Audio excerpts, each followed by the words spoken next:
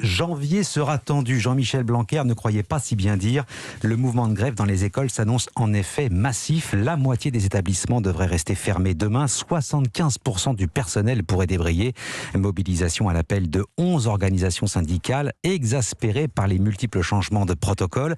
Un homme cristallise la colère, c'est le ministre de l'Éducation nationale. Bonjour Jacques Serret. Bonjour. Du service politique d'Europe 1, Jacques, le ministre Blanquer est dans la tourmente et ça inquiète aussi l'Élysée. Oui, cela ne s'était pas produit depuis 2017, année de son élection. Emmanuel Macron face à une grève massive de tous les syndicats enseignants aux côtés de la principale fédération de parents d'élèves. Une mobilisation qui fait frémir certains conseillers. Car le chef de l'État a fait du maintien des écoles ouvertes sa stratégie, la singularité de la France face à Omicron au regard des autres pays européens. Un atout revendiqué, une carte maîtresse dans cette campagne, en passe de se transformer en caillou dans la chaussure présidentielle. Emmanuel Macron lui-même, la semaine dernière, admettait l'erreur de son ministre de l'Éducation devant une enseignante. Je vous donne le point, il faut plus d'anticipation, concédait-il.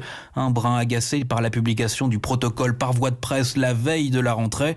Une semaine plus tard, les protocoles n'ont cessé d'évoluer et c'est Jean Castex qui monte au créneau. Dans la Macronie, certains y voilà un désaveu du Premier ministre pour Jean-Michel Blanquer, une tentative aussi de circonscrire un début d'incendie.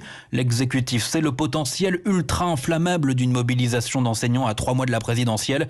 Et Emmanuel Macron, qui jusqu'à présent bénéficiait d'une relative bonne image quant à la gestion de la crise sanitaire, n'a aucune envie de perdre des points dans cette dernière ligne droite. Jacques Serret, autre mobilisation, celle des soignants qui réclament davantage de moyens pour l'hôpital.